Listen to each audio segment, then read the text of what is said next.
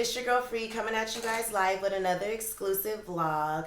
I'm in the lovely city of Los Angeles, and I'm so happy to be bringing you guys an interview from Spank Nitti James. Say what's up to the people. What's the deal with the James Gang Organization? All right, so give the vlog a background of who you are, where you're from, everything like that kind of makes you who you are. Tell us a little bit about yourself. Well, shit, I'm from Hemet. I'm from Hemet, California. Like, it's like a small city outside of like Riverside. Okay. City In the Riverside, IE area? In the IE area. All right. It's like a bigger city that y'all might know, but it's an artist pushing, trying to, you know, put like me and my sound on. Right. Type shit. Like I think we got like more of me and the people around me got more of an Inland Empire sound. Right. And not like a LA sound, but it's a Southern California sound, but it's like a new sound for this shit, like a whole new wave, like a whole new, like some futuristic shit, like some shit that the people have never heard before. So that's what I think I'm here to kick the door down and present to the people. Okay. And this sound that you guys have out in Hemet, you say you're from Hemet, California, right? Yeah, but I'm speaking on like the Inland Empire in general, because right now that's what I was gonna ask you. Is it just in Hemet or is it just in the whole Inland Empire right now? We got like a good chokehold, I believe, on the West Coast music scene. Mm-hmm. We have the chokehold on the West Coast music scene right now, the Inland Empire. As far as that sound that you guys have out there, did you originate it? Was it already out? Tell us a little bit about the sound. It's not like, I'm not gonna sit and say like everybody have my sound. Everyone has their own sound uniquely. But right. Like, I think we care about music more because it was harder for us to get in the door. So people was I'm gonna say taking more time on their bars. Okay. Taking more time on their songs and trying to put more into it. Okay. If not that, we just got a good sound. Like, it's everybody had their turn. It's just our turn right now, possibly. Okay. And tell the vlog a little bit about, like, what are the cities out there that you guys consider, like, the IE, besides Hemet? It's Riverside County, and the IE is Riverside County and San Bernardino County together. Okay. But we from Riverside County. All right. And for you growing up in Hemet, how was that for you? Give us we gotta, see, this is the Hemet, thing. right. We never had nobody ever, I don't even think, well, actually I did have a girl from San Bernardino, but she migrated out here. Yeah. Shout out to Yara, but we haven't had nobody from your neck of the woods, so we gotta get a background of what it's like out there in your city. I think growing up in Hemet was like regular, but let's say like in LA, like it's certain, like let's say that's a certain hood store or a certain hood school and some stuff like that. It was more like freelance. It wasn't like you can't go to this store, you can't do this thing. Like, it's just freelance. You can run into whoever you run into anywhere. Like, okay. We from a very small city, so. What's the races out there? What is it predominantly? Blacks, Mexicans, whites? Oh, okay. Blacks, Mexicans. And how was that for you guys growing up? Were you guys like getting along with them, or was there race wars going on? Because back in Bakersfield, there was a point in time where there was like some weird thing in high school where niggas was beefing with Mexicans, but we always got along for the most part with them. That's how the culture is out there. But I know for every city it varies. Yeah. So how was it out there with you guys growing up more? I would say that around that time in the early 2000s in Southern California, it was more like some shit that was like some shit that was over everybody. No one had no say so over nothing. So I don't think no one genuinely was beefing like racist, like this person don't like black people for real, or this person don't like Hispanics, or he don't like whites, or whatever. It was just like some shit that came down. I believe some shit that came down from like the pen. You feel me? Right. And it was tripping. They had the line that they had to press, and then you know how it goes. Shit. Okay.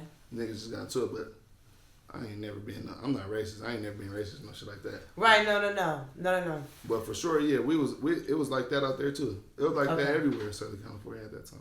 Right. All right. And what was it like for you growing up out there?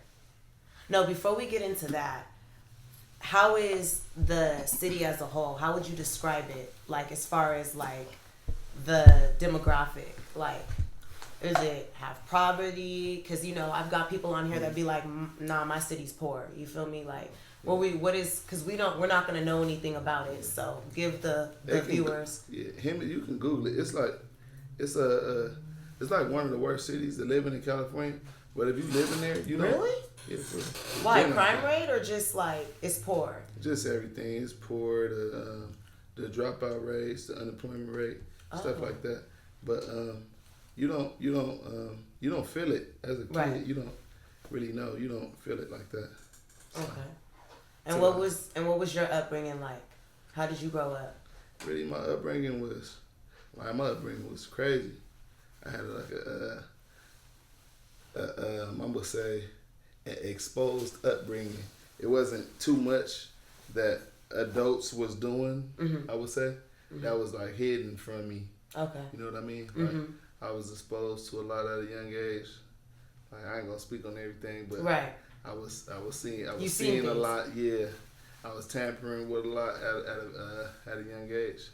That's just how I was brought up. But as a kid, when you brought up, you don't know that this shit is wrong until you get older and have your own kids. Right. You think about like, damn, I was doing this at this and exactly shit like that. So in the household, and how was that? Like you grew up with both parents, and give us a background of like your whole life. For the beginning, I grew up with both parents. My mom and my dad was there, and then they separated, and my dad went to the pen.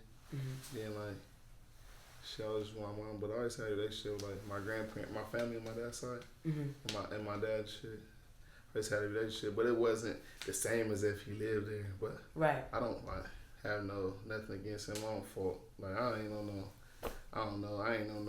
bitter shit.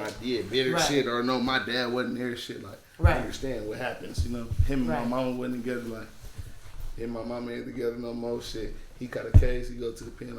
I understand that kind of stuff. Got you. I have a good understanding.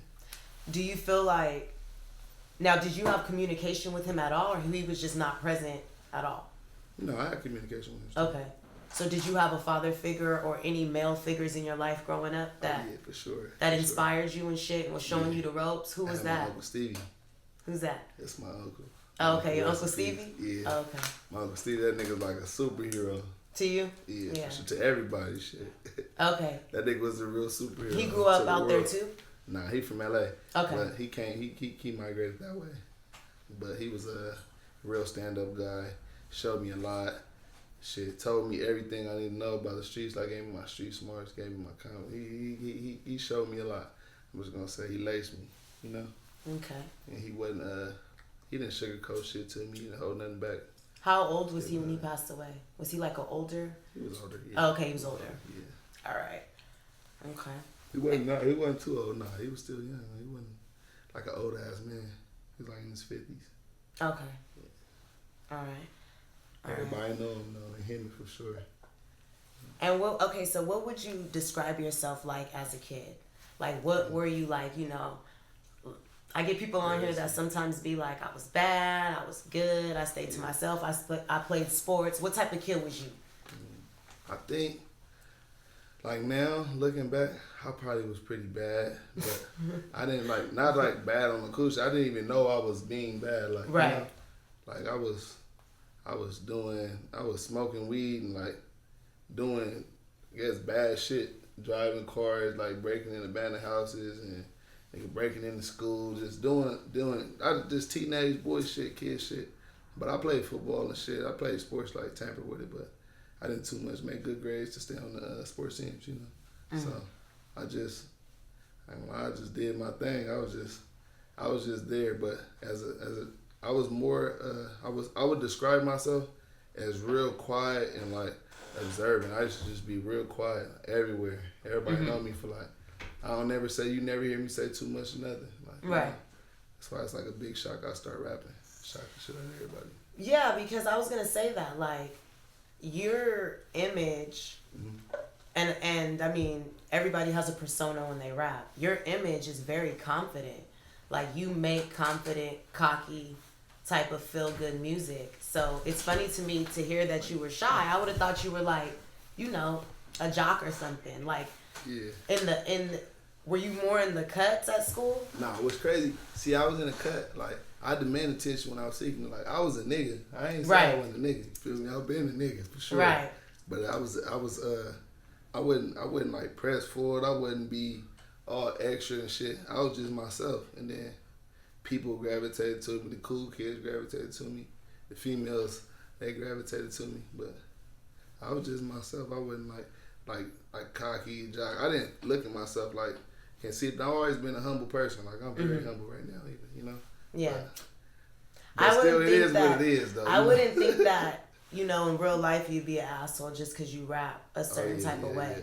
You know, there's a lot of rappers out there that have a certain confidence, and people like that shit. That makes people feel good when they listen to your music. Yeah. Because they're relating to it. You know what I mean? Everybody thinks they look good. The ugliest nigga, the ugliest bitch, whatever the case is, think they look good. You feel me? For sure. So, but as far as growing up in school and all of that, was you getting in trouble? Like, how was the beginning life stages for you? Nah, I wasn't getting in trouble. You ever went to jail or anything? Nah, not early on. I ain't go to jail till I was an adult. Okay. But nah, not like juvenile hall type shit. No, I ain't go to jail. Okay. Camp or nothing like that. All right. And give the vlog a little bit of background of Hemet's gang culture. Do you guys have gangs out there? Do you guys have any street politics? You know, LA, that's a big thing. In Bakersfield, that's a big thing. How is it out there in Hemet?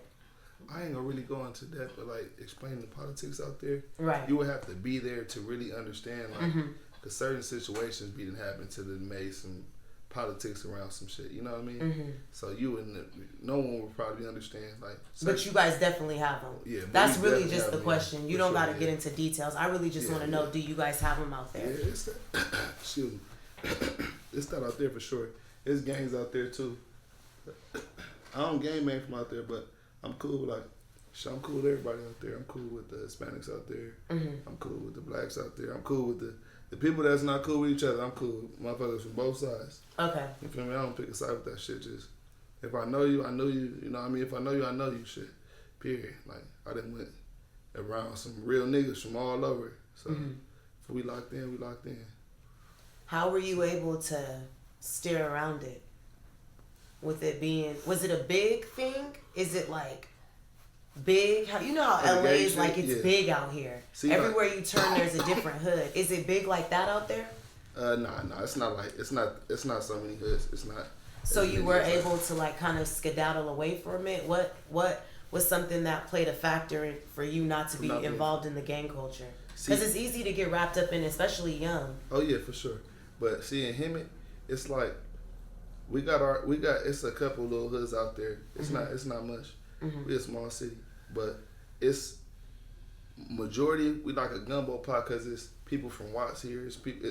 Our rent is cheap as hell out there. Gotcha. We probably got cheapest rent in California. Gotcha. But we got people coming from LA, coming from Watts, coming from fucking all over Compton and all these places, and they come here and they tell their people, "Oh man, it's living good out here." So all they people come out here. So it'd be whole hoods in our city, like, you know what I mean? Like, tripping on their own shit in y'all city. Yeah. Some would, or you feel me? They group up, they do their own shit, trip on each other, trip on their enemies, or whatever the fuck. So we had, like me coming up, we had a lot of people from different hoods in LA. So most people, if you from Hemet, you more than likely gonna go put on your family hood in LA, or niggas just gonna bang that some hood in LA. That's just mostly how it was. Right.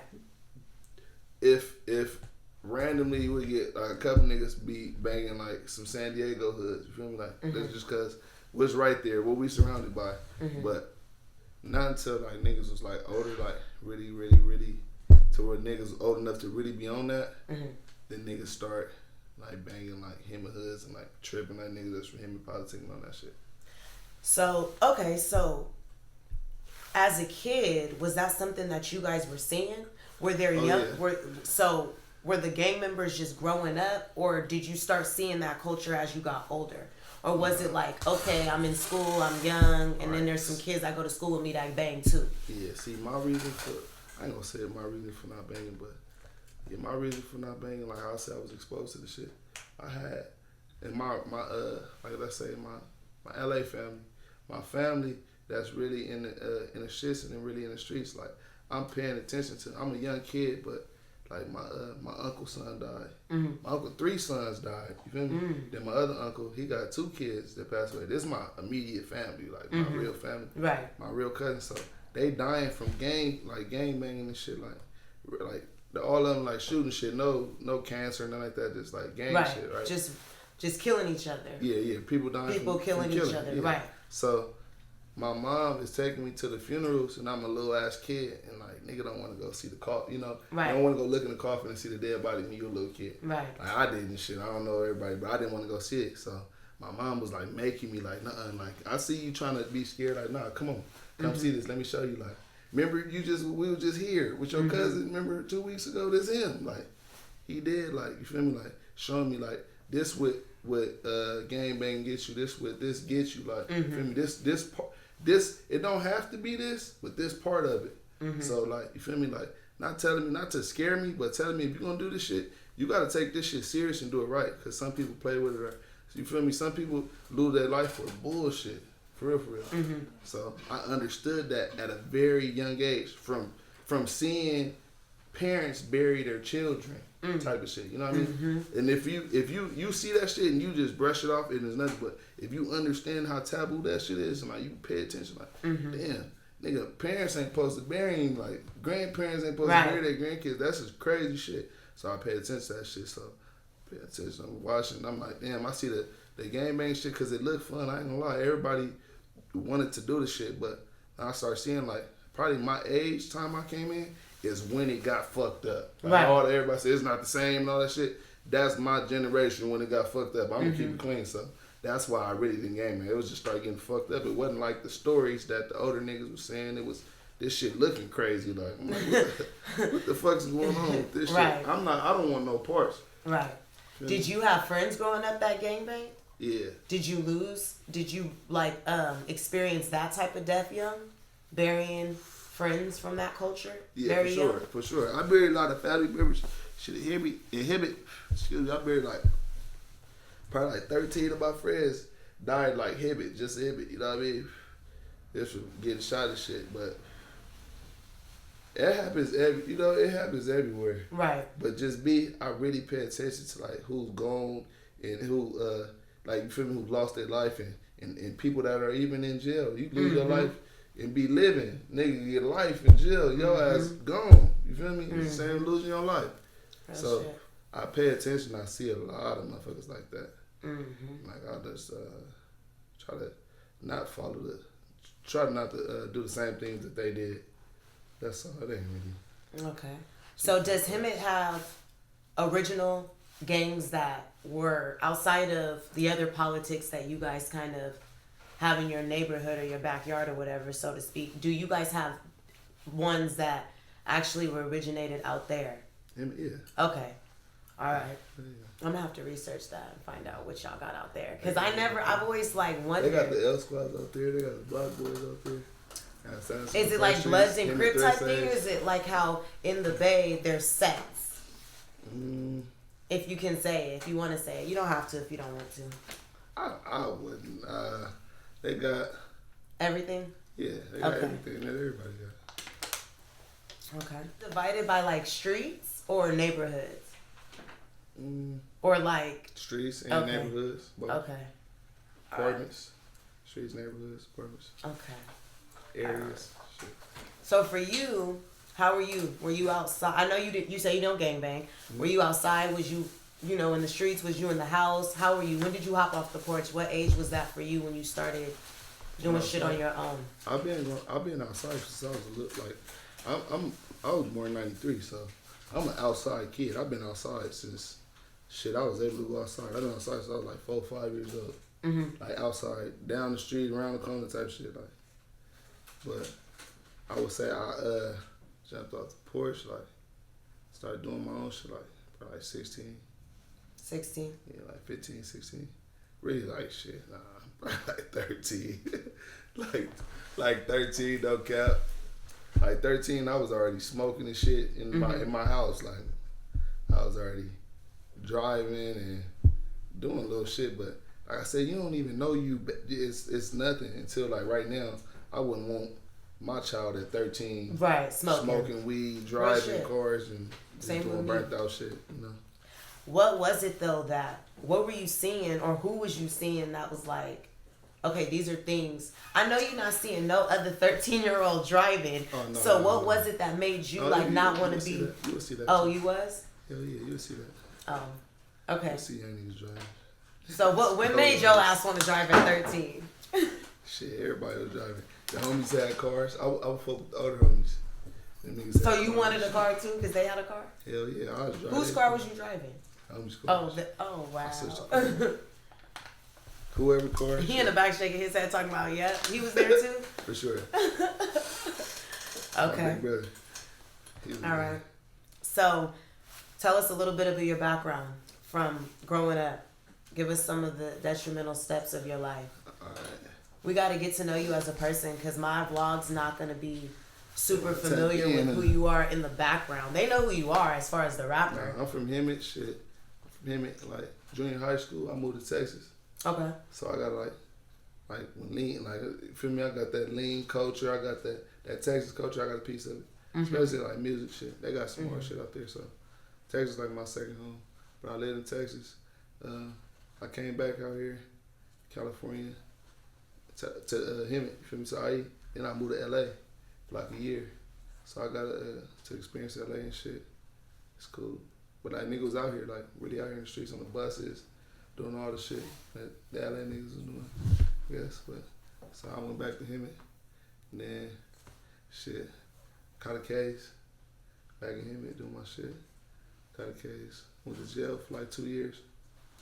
In jail, I decided I'm about to rap. Then I got out. I just been sticking to my rap plan. And then it been just working. Like my shit ain't really too no hellified shit. I'm gonna say that shit for my documentary. I got like, you feel me? And then get on to my background, my super duper upbringing, background, childhood, you know. But like to make it quick, that's basically it. But like I said, I'm sticking to my rap plan. So since then, that's how everybody know who I am now. Like being from Hemet too, nobody knew.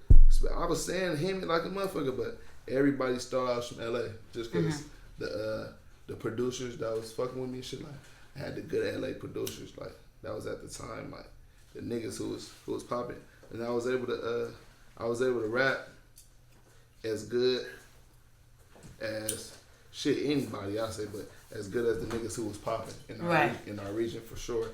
So everybody figured I was from LA. So I don't know if it was a curse or a blessing, but I'm here. You know what I mean? So, okay. So let's go back to what you said. You said you started rapping in jail. How did you pick that up in jail? Had you ever dabbled or did any rapping prior to that? Yeah, I rapped before, but it wasn't like no. When did you start rapping? What age was that? Like 9, 10. What made you want to start doing that at such a young age? I went, my big brother, my big cousins and shit, the niggas was recording already. They're like 3 years older than me and shit. And I went, I'm like 9. They 3 years older than me. I go over there. They got the shit set up, like Guitar Hero mic. The Guitar Hero you said? For real. The game? No, Guitar Hero, just the mic though, you know? So they had the shit like that. Okay, y'all. All right, bye. See you later. All right, homie. Big homie Mitchie Slick right there. Shout out to Mitchie Slick. He just left the building. They had the shit, like the Mixcraft, the mic and all that shit. So I came and shit, they had it set up. I'm like, damn, y'all niggas in here recording, like I don't even know what the fuck the car. Y'all in here rapping. So I'm like, shit, I wanna rap too. I just wrote a verse. They let me record it. I put it out. I was cussing and shit. Like bad. I didn't want my mama to hear it. Right. So you're like the little kids that we see them memes and the little kids that be like banging and shit. Kids, Why? I don't know. That's just shit. That's how I wrote my verse. I'm not gonna lie. I used to cuss too when I was a kid, but only in the sandbox. Like in the sandbox, we cussed. When you came out on the blacktop, you had to stop cussing. It's time to go back to class. Nobody knew we was cussing. I used to cuss away from a whole But like, yo want your mama to hear you cuss. Oh yeah, I did that too. After the 9-year-old rap, did you ever dabble or pick it up after that? Right before I went to jail, I went to the studio. Okay. Oh no, actually, I'm tripping. I'm like motherfucker. In high school, me and the homies had a group called the Charmer Boys. We were viral too on me. Young Charmer Boys. No cap. Me. Rapping? It sounds like that's a singing group. Nah, hell no. We was rapping. We was rapping like a motherfucker. But we was like some niggas. We was the niggas that the females wanted like in our city and like the surrounding cities too. Mm-hmm. So we just had like some little shit, but we wasn't like, I don't know, niggas wasn't even like pressed like trying to get signed in. We was just doing that shit. Mm-hmm. It was just different, give us something to do. Right. Then I didn't fuck with them no more. High school for some years. Right before I went to jail, I don't know why I just booked a studio session random. I knew a nigga who had a studio. I'm just gonna try to record. Mm-hmm. Did like half a song. I went to jail like 2 days later. Yeah, I'm in jail. I ain't thinking about rap, none of that shit. I was in jail for like a year and a half, and then I had shit. I'm meeting rappers like a motherfucker in jail. Like all the little rappers that's from out here, I'm meeting them motherfuckers in jail. Oh really? Okay. Yeah, I'm meeting all my. Because you were in jail in LA County? Nah, and in Empire. Oh, okay. I'm meeting the rappers from out there. I'm meeting Got you. Cash Boy Tags. I'm meeting Lil Reese. I'm meeting the niggas. You feel me out there? Like I didn't know you guys had like a little variation of different rappers out there. I knew there was some, but I didn't know that there was. Niggas out there, for sure. Oh, okay. I meet niggas and shit. I'm still not thinking about rapping, but I go on the jail bus. They offer me some bullshit. Then I'm coming back. I'm just in my feelings. I hear this song by Meek Mill. Mm-hmm. Okay, I hear a song by Meek. And then the bus, and I hear that shit. I'm like, damn. I don't know. It was just like some spiritual shit or something. Mm-hmm. I hear it though, and then I go home. I'm tripping. I go to the jail. Mm-hmm. I get on the phone, call it like, man. They tell me like this nigga named T Grizzly just came out. He got this song called First Day Out. You should rap. You should do a song when you first get out. Call your first day out. I'm like, who the fuck? You feel me? I don't know who T Grizzly is. Too when it came I don't know what they're talking about, but when they tell me this, I'm like, all right. Then niggas is coming in jail. They all, like, then they rapping music. I'm like, what's that? That's that T Grizzly First Day Out. Like, 20 niggas is coming to jail rapping T Grizzly First Day Out. Like, back to back, I'm like, you know, my people telling me write some shit. Rap, just rap, try some shit. I was trying writing, you feel me? I never heard the song, nothing. I just write my own fucking First Day Out. I don't know the concept, I don't know nothing. I just write my own shit. Just write some shit. Long ass song. I rap it for them on the phone. Rap it for my brother and my cousins and shit on the phone. These niggas record me. I ain't know, you feel me? Mm-hmm. Mind you, this when I go to jail when Instagram videos can only be 30 seconds. So I'm rapping for probably like 2 minutes or something. They're like, nigga, we post your shit. We post on Snapchat. We've been posting it everywhere. Like, your shit went crazy. It's going viral. I'm like, damn. What y'all did? You feel me? Right. What y'all talking about? Like, you feel me? Like, nigga, I don't know, but just keep rapping. Like, you know what? Take this shit serious, I think. Like, nigga ain't got nothing to do really when I get out of jail. I was on stage from, you feel me, being up, being a nigga in the streets. I'm like, I know I can't tamper with that shit no more. I don't want to be no nigga in the streets to where I'm going to fucking go to the pen for life, you know what I mean? Right. But I want to be on stage still. So I'm like, damn, I can be on stage if I rap. Like on stage, I don't mean on stage as rapping, I mean on stage. Like, right. You feel me? But nigga go, like, fuck it, do my shit. Stay at it. Start writing, start reading up on it, start looking into shit. It start coming into place. I just feel like God put it on my heart and just like really put it in me, like to just take the rap shit serious. Don't shadow the fence with it. Not just that's what I did. I just been mashing here since I got out. Excuse me. First song, second song I did. That shit went crazy. It did numbers. Shit got 1 million. I was like, damn, I couldn't believe it. Like, you know what I mean? That shit crazy. So I know it worked, and I just start getting relationships, just growing and gaining from this shit, you know? Right. So what made you want to execute that type of sound? Not necessarily the style, like the way you make your voice. Like how, like you have a very unique, that came with time. Mellow. Yeah. I don't even know how to explain it because it's so different. It's just you. Like I've never heard no one that sounded like you. Yeah, sure. And I heard you recording too, and it's like you don't talk like that. Like you talk how you talk, we can hear you, but it's more mellow when you record it.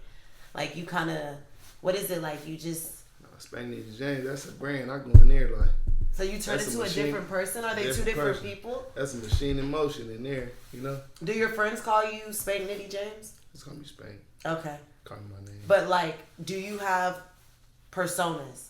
Like, is that a different persona? Oh yeah, like let's see, like Showtime, like you feel me? Like that's Spark Nichols, Spank Nitti James. He's in it. You know what I mean? Like you have different moods, different vibes. Nah, I would just say like if I'm recording, I'm in my recording mode, but it's different. It's different modes I'm recording, and depending on what type of song I'm recording.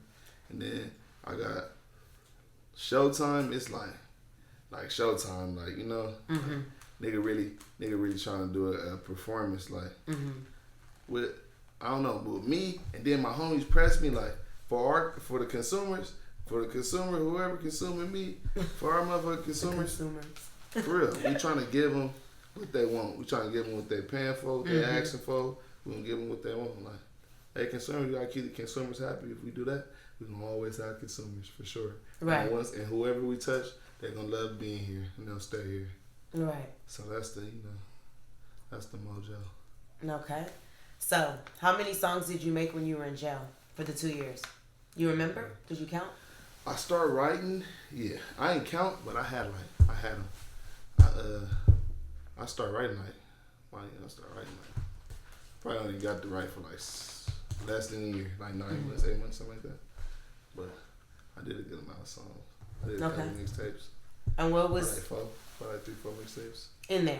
In there, yeah. Now, did you record anything over the phone and drop it? You didn't do any jail recordings, mixtapes or not over the phone. Songs? Okay. I wasn't even Spank Nitti James yet. Right, we're gonna get to that. Yeah, I figured you weren't. Yeah. So when you got out, what were the steps that you did as far as the music? Like, you know, what were some of the things you did when you got out to pursue the next step? Because I'm pretty sure if you start rapping in jail, when you got out, you was gonna want to go to the studio and shit. You know what I mean? It was all making sense. When I started rapping in jail, I'm calling, so I'm like, nigga, I'm really rapping now. Y'all, I'm really rapping. You feel me? Man, you don't got shit to do. I'm looking at fucking bullshit in jail, so man, I don't got nothing to do. I'm telling homies though, we are looking forward to this shit. I'm nigga rapping, you know. I'm looking forward to this shit. Like, all right, bet. Oh yeah, Whoop just opened a studio right here in Hemet, down the street. Our people. Yeah, guess who working in there? Oh, J Luck working in there. He the nigga. So when you get out, he gonna record you. You know what I mean? I'm like, damn. So shit's falling in place before I even know what place it should fall in. Right. I come home. I'm like, damn. They take me. They're like, nigga, studio right here down the street. Where your friends did this for you. My friend, yeah. The ones that are in here right now. Yeah. Well, one of them in here right now. Okay. But two of them in here. J Luck in here too. Okay. But just like I'm not even like I didn't really have to do too much shit. I came home, them niggas like we're gonna get you to the studio. They buy the studio time. They put me in the studio. I record the songs I just wrote in jail. Feel me? I ain't writing in the studio. Now I just wrote the song I just did in jail. And the song that shit went up. That's the song. That's my biggest song still right now to this day. Okay. It did good. What's the name of the song? Caucasian. All right. Would you say that's your? Of course, I know the name of the song, but I want you to tell the viewers. Would you say that that's your... White fit, white whip, Caucasian. That's their favorite song. Yeah, I like the video. Good vibes. Good ratchet vibes. I like we ain't ratchet. That was just raw talent. We ain't know what we was doing. We just did it. That's the best shit. That was the first video. Right. You know? So would you say that's your breakthrough moment? Yeah. If you've had one. To catch. I think all hit songs have to catch. It's a couple probably overnighters, you know, but mine wasn't overnighter. It took probably like 2-3 months. I had to ask them like, give me the 10,000 and give me to 50,000, give me to 100,000. Yeah, to tell the supporters. Yeah, to tell the supporters. Yeah. Okay. Let's get the streams to this number, this number, this number, this number. But once it caught like, I say about almost 100, it just caught, and then so many playlists just start putting that shit on there. That shit just started going, and it's just in the millions. Now, let me ask you this. Were you already popular in your city? Yeah. Okay, so you already had a big fan base, a big following, or no? I didn't have a big following. What made... My city's so little. Probably got like 70,000 people, some shit like that. Okay, damn. A small city, so we got... That's the kids alone. When I went to jail, I had like 300 followers or some shit. Okay. What do you think it was to make the whole city like view the song? How did they find out about it? Were your friends have the bigger following? I don't give my salsa for this one, but I'll give it. The homies had following too, but what I did was when I dropped the video, I sent that shit to every single person on my fucking friend list, on all the homies friend list, and I DM'd it to them, like personally, like individually. No cap. I don't even be doing that no more neither. That's crazy, but every person. I used to do that with my first like couple interviews, like 2 years ago when I started. On Facebook, I text them to everybody. I sent that shit to every person on Facebook, on Instagram, DM'd it to them individually. Okay. And people start sharing it, and then. So you organically built your own fan base. Yeah, I never had like no marketing or no push behind me. It's just organic. Is there any platforms out there in Hemet, like how we have out here, to help artists, younger artists, like record labels, anything like that? You know how there's like different stuff out here in LA? Yeah, everything. Yeah, everything. Like I could link you to a nigga for everything. Go outside, you know what I mean? Is there anything like that? Because I mean, shit. Honestly, your story is amazing because your city's so small and you're so successful at the music, but you didn't have anything to push you. You didn't have like, you know, like any, like niggas kind of cheat with certain shit because they have, I got a cousin that does this, or I already was known hella in the streets for gang banging. I'm about to say, you know, I interview all gang members. Hundreds of homies from your hood. They all posted. They all got hundreds of followers. That's free marketing. I think that's dope that you was like, nah, like I sat there and put the work in, you feel me, and sent that shit to everybody at the beginning, and then now I, you know, gained and earned my own fan base. They liked this shit. Was there anything else that you were doing, like, besides that? Like, at that time, did you do any shows or anything out there? Yeah. Okay. And this is sauce too. I want to get a sauce up though. I want niggas to get on this shit, you know. Right. I want whoever take this shit serious to make it. Right. But I blasted that shit, but I would pay to perform for whoever coming out there. We had Sevilla's out there, so we was having, like, to keep it clean. A lot of LA artists, they blew up in the IE. They blew up in the IE. They can see who listens to them the most, and they know it's the internet part. Usually, a lot of time is. We got a lot of consumers there, but for our sound and music, so they you know, they know, you know. So you said you didn't say you paid them. You said they would pay you, or you paid them. No, I pay them. But people do that now though. Yeah, no, they do. Yeah, like that's not like a bad thing, because I know a lot of younger artists do that now, like pay for slots. And promoters, they're the ones that's setting it up. They're making their bread off of that. Exactly. They'll do a concert with someone they're friends with. Like, for instance, I'm friends with a lot of industry niggas. So if I set a concert up, I can get like 5 niggas to do it off GP. Exactly. Then I turn around and I charge 10 people $200 per slot to perform for these people. Yeah. See what I mean? Then I can split it with the artist. So it's like, that's a lot of things that's going on. Yeah. But how long did you do that before you started seeing... How long was it when the song dropped to... Wait, what did you say? Before I start getting paid for shows? No, wait. We'll get to that in a sec. But how long was it from when the song dropped to where you started seeing like a significant change in your like following and your... Like, how long did it take you to get, you know, a little bit of buzz, per se? Probably like 6 to 8 months, something like that. Damn, nigga, that's quick. Yeah. Some niggas make a song and then it's over. Like, they get that one song and then it doesn't, you know. I did that. See, with that song, I had followed up. I had dropped the tape that song was on. And that tape did pretty good. And then with that, I had somebody I grew up with. He locked me in. My boy Ronald. He locked me in. He went to the NFL. So he locked me in with his boy he was in the NFL with. They had a label. A New York label. They was fucking with me. I never signed Slimmer like that, but like, that's my people. You know Got you. The Newland niggas, they was fucking with me. Got you. And the nigga had a bag, so he gave me a bag, like early on off of rap. Got you. So I never signed contracts and like that. And what age were you for that? I was what? This is a couple years ago, like. I haven't been asking you your ages on nothing. Shit, probably like 25. 25? No, I'm like 26, something like that. Oh, okay. So that was semi more recent. Yeah, this recent. Okay. This after this, during this. This after 6 months of me first start rapping. I get out of jail, I start rapping. 6 months, 8 months, nigga tap in. Like, you know, they give me a bag off rap, so I understand, like, you can make money off rap. Off rap, like, right? Like a real, like a chunk. Right. I'm like, damn, this shit just for, like, you know, rap. Like, I understand the streams and shit coming in now, like, you know, the royalties, but that's like a real chunk. So that shit made me really, really take this shit like real serious. Like, when I really see the money, I'm like, damn, couldn't nobody talk to me out of, couldn't nobody tell me nothing. Right. Fuck the bullshit. Okay, so let's go back real quick in time. When did you decide you were going to be Spank Nitti James, and how did you come up with the name and all that? Or did you go by anything else before that? My dad named Spank, so I call myself Spank. Okay, got you. You know what I mean? Everybody was. So that was your nickname out there. Okay. Really, yeah.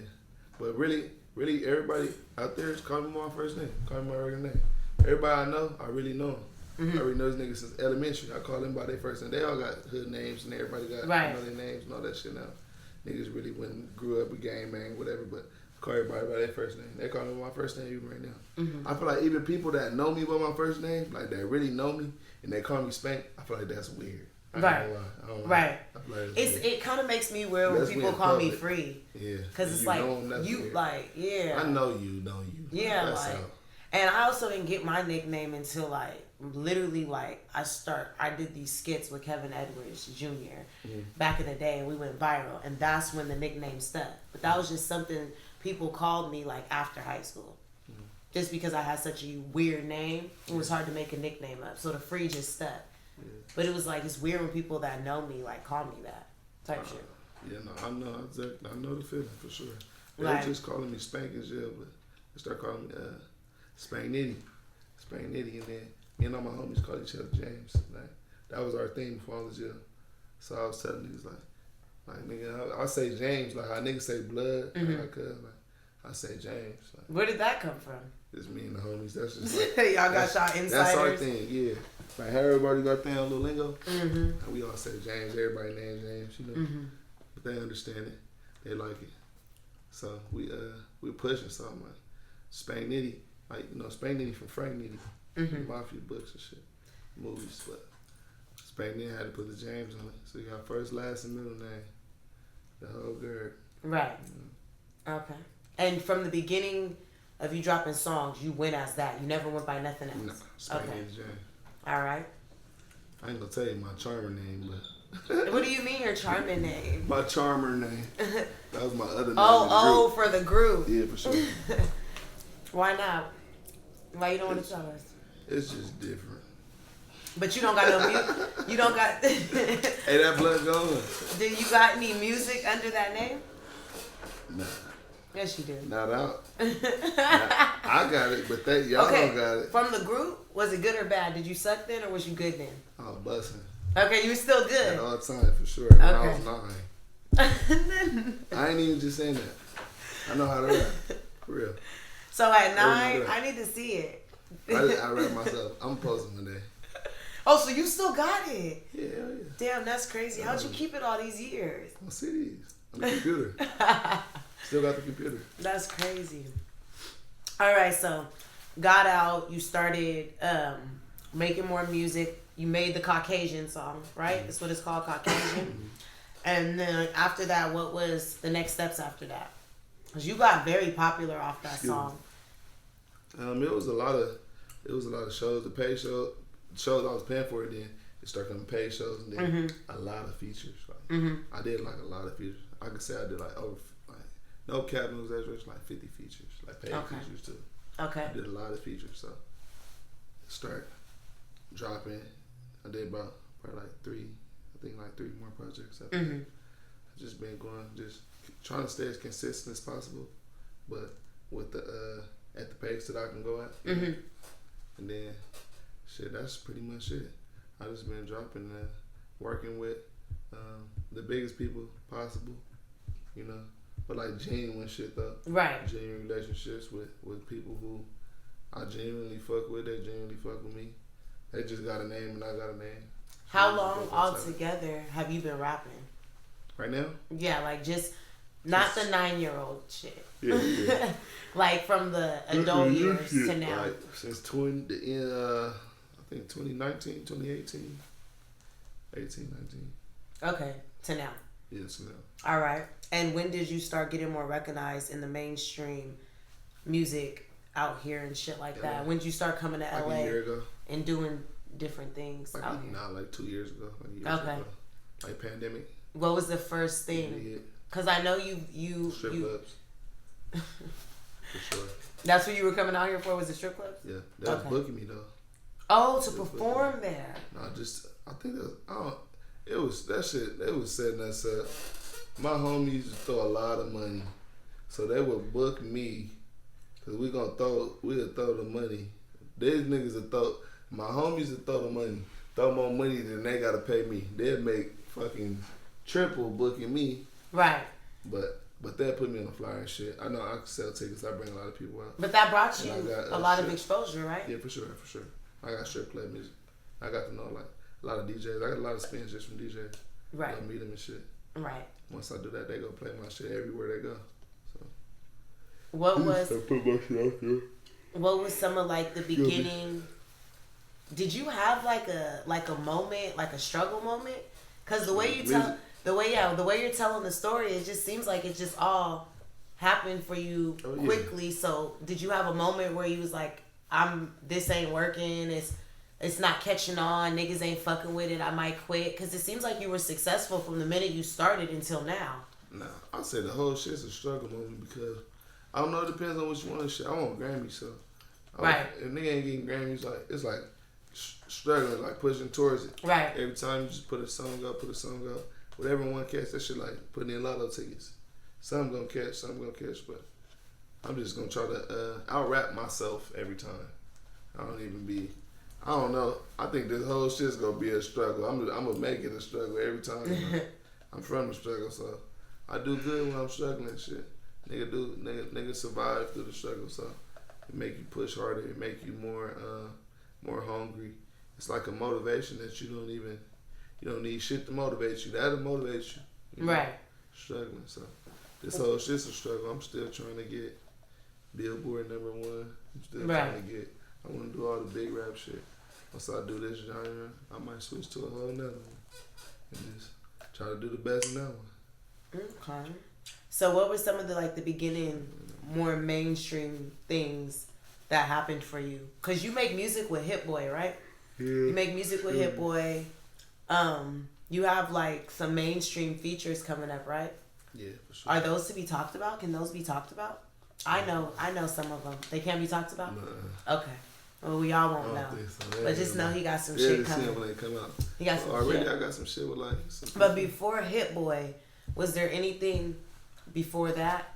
I know you work with TK and the R. Barron family, don't you? Yeah. Fuck with them and shit. Sure. How did you start getting noticed by people outside of your city? Because this is LA, that's that. Yeah. Of course, niggas are going to tap in and they going to have their antennas up. With them through Mitchie Slick. Okay. Slick tapped me in with them. And how did you meet him? Who? Mitchie Slick? Mm-hmm. Through RG. It's my cameraman. They both from San Diego. Okay, got you. So he locked me in with Slick, and then that did what it did. Slick plugged me with our Barron family. Got you. And they've been helping me do my run out here and shit. But before that, I was already like noticed in LA just off the sound. Mm-hmm. Just off the sound. It's gonna get me noticed. They probably was just hearing my name and didn't know who I was or where I was from. Like I said, everybody thought I was from LA. Mm-hmm. So they was thinking I was from out here. Mm-hmm. Okay, so what's some more like popular music sound out there where you're from? Cause your sound is not like anybody else's. So who do people do they have unique sounds, or do they try to rap like LA rappers in Hemet? You don't rap to me like a LA rapper. You've been compared to a few people. People have compared you to a different few people. Yeah. We don't have to name them, but to me, you don't sound like who you've been compared to. Why do you think that you get compared to those people? Just because I believe in the beats. That's okay. Why, that's why other people, they think, if we go like out of state, they gonna think you play 4 different niggas from around here. Mm-hmm. They gonna think the song, this the same nigga. They gonna think it all sound the same. Mm-hmm. Just cause them type beats, just that ratchet beat, that that West Coast sound right now type shit. But people don't really pay attention. Pay attention to. Tired. Pay attention to. I'm tired too. Pay attention to bars and cadence and all that shit. Motherfuckers understand like, oh shit, this nigga's really rapping like. Right. Or they understand like he's putting something into it. I have to separate mine from theirs, but I care about my craft shit. I'm trying to make good music still. You trying to make that everlasting. You know? Do you feel like that misconception that people have, or the opinion I should say that people have, do you think that that's affected you negatively or positively? You think you gained more supporters off of it, or you think you've lost supporters off of it? Or do you think it doesn't really matter because the ones that's been there from the beginning know you've been rapping like this? I think I gained from it, and I think it don't matter. But I think I gained from this shit though, realistically, because just having that sound, you know, the sound that's popping. If you they saying you got a sound that's popping, then you must be popping. So right, something like, you know, but that has to be a plus shit. But rather I say it don't matter though. The nigga could go and rap any type beat, any type of, you know. But right now it's just about, I had to get my region together. I had to get home base first before I go move around and do all kind of, go for Atlanta and everywhere, go for the world. I had to at least get home base first. So at least home base don't support me. As long as I got home base support, I'm gonna be able to push and do anything everywhere, you know. What is one of the craziest people you've been compared to? The craziest people. Like you heard, like you. Oh, that's like hard. Or like just commonly. Like someone told you sound like this, and you was like, what the fuck, like. Someone that you just didn't think you sounded like. Have you been compared to anybody that you didn't think you sounded like at all? Completely. Hell yeah, everybody, whoever they compare me to, shit.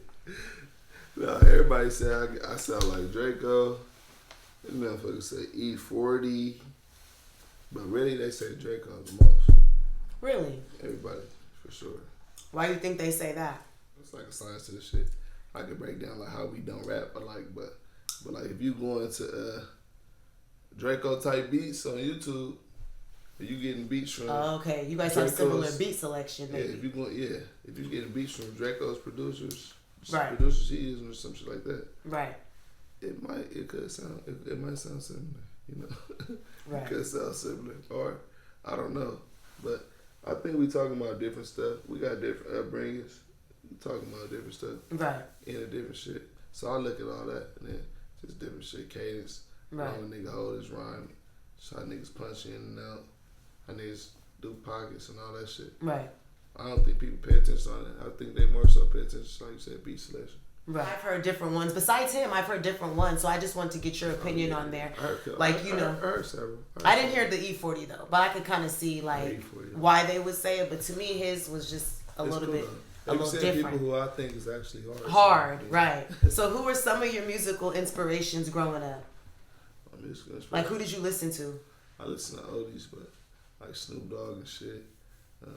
East Siders. Really? Like, I can't see that. I like their music a lot. Okay. Sugar Free. Like my rap shit, like Meek Mills, Cassidy, like some real rap shit. Okay. My favorite rappers though, like Nipsey Hussle, Gucci Mane. Gucci Mane. Yeah, fuck Gucci. Chief Keef them. But like I said, when I was like younger growing up, I really wasn't too much inspired to rap. Right. I rapped a little, but I really wasn't like pressed for it. Were you into music? I was into music though. Yeah. Always, I was always into music. Yeah. Just listen to it. I just don't want to be the person who made it. Okay. All right. So, well, we definitely want to get a background of, you know, your life, what it's like growing up out there. For all your supporters out there that, has anybody ever asked you any questions like this about like where you've grown up and different stuff? No. Yeah, like I know my supporters, they take more to what people have going on outside of the images that they show us. Because some niggas don't post nothing besides when they in the studio, when they're out and about, they want to know like your inside life, like what you guys got going on outside of the persona. Cause it's like, to me, it's like it's an image, but you're a different nigga when you go home. Oh, yeah. You know what I mean? Like you're just like when I go home, I don't act how I act on the interviews. You know what I mean? Like I'm chill, I'm in my element. So that's what we like to get here on the vlog because it brings the supporters closer to you guys. Oh yeah. I was about to say too. I was like, shit. I feel like this is me. I ain't gonna lie to you. Like this is how I act at home. At home. Yeah. Right. You just chill. I'm just chill. But I mean, there's probably certain things you wouldn't do when you're out in public that you would do at the crib. That's what I mean. I ain't just gonna fart right here on the interview. Not that type of shit, fool. Not I ain't that gonna fart type. right now. Not that type of shit. How did you end up meeting Hit Boy and all that? Can you talk about that? Or yeah, he just hit me up on Instagram. Oh, okay, cool. He's with me on Instagram. All right, cool. And what's? Told me to go to the studio. And you pulled up, and you guys been locked in ever since, type shit. Okay. We made a lot of songs that day, and then we just been making songs. Okay. So yeah. All right. That's my name. Well, what do you have out so far? Let us know what you got out. So, I'm gonna put all the links for your music bio and stuff. Damn, this cow. I got a lot of shit out. They gotta search my shit on there, but I just dropped on Just Incredible tape. I say that's my newest placement. Oh, okay. But I'm about to drop me and Ron got a tape. Oh, okay, cool. Spoiler. Shit. Yeah, that shit gonna go up. When is that scheduled to be dropping? Do you know? January. Okay. Yeah. All right, I'm gonna have to get you on my tape. Cause I'm having this is a spoiler for y'all too. I'm dropping a Free World Order mixtape powered by R Bear and Money Corps. You gonna do the music or you just getting all the artists? No, I'm getting all the artists. Okay, so I can't put a track on there. I might have to throw a track on there. I didn't know what was going on. No, hell no, though. I'm just getting the artists, and I'm A&R in it. Okay. That type of thing. Like I'll pick the songs that you guys give me. You know what I mean? But that type of thing. But all right, so as far as that goes, what do you feel like you want to get out of the music? What do you feel like you've already got out of the music? Where do you want to take it? This is your time to kind of like, let your supporters out there know like where your mind is as far as the craft goes. What I feel like I got out of the music is blessings. No cap, like blessings for me, blessings for my family, a better heart, a better understanding. It's like thawing my heart out the music. Mm-hmm. I want out of the music, I want to be successful, but realistically, like it's generational wealth is the shit for it. But I actually fell in love with like making music, creating music, different sounds, all the shit. So that's what I'm always do. Just go with that shit, make my heart happy shit. Mm-hmm. So nigga gonna make music regardless, but I feel like I don't know. What I got out of it, shit, I'm happy with that. I ain't gonna lie. Right. What I want out of it is what I got. I just want to keep getting that. Keep keep generational wealth. Keep help whoever fucking I can. Right. Shit. All I can say for real, stay at it. Don't straddle the fence with the shit. Just be serious as you can with this shit. This shit is gonna take you as serious as you take it. Mm-hmm. And if there's so many of them, you know what I mean. They gonna have to take that for what it is. Like as serious as you take this music shit, this shit gonna take you. Mm-hmm. And I realized that. I don't think it just worked for me because there's so much successful people for music. It's has to be thousands and thousands of people successful for music. But if you take this shit seriously, it take you serious. That's how the universe works. So like God gonna bless you. Just make the right sacrifices. Stay at it. Really stay at this shit. Like that's it. And then it's gonna pay off. If you got it, you got it too, though. I'm gonna say that. Right. If you got it, you got it. If you don't got it, you know what I mean? You don't got it. Shit. But that is true, though. And I definitely appreciate you for taking time out of the session to do the interview and everything. Oh, yeah. Shout your Instagram out and let them know where they can find you and all that. And I'll put the links and stuff in the bio, but shout your Instagram out. They know Spank Nitti James. They might not know. Spank_Nitti NITTI_James. Okay. That's it. Spank Nitti James. Do you got any shout outs that you want to give? Yeah, man. To anybody out there? Shout out to everybody. There's too many people to name. Shout out to the plug. Shout out to the plug for sure. The plug? Yeah, shout out to the plug. Okay. All right. Shout out And to thank you everybody. guys for the new subscribers and Shout followers. out. One shout out. Shout out to my daughter, baby Kelly. Shout out to the baby Kelly. That's it. Oh, it's your daughter? Yeah. Oh, okay. All right. Shout out to her. Her name's Kelly? Yeah. That's a cute name for a kid. Yeah, baby Kelly. Okay.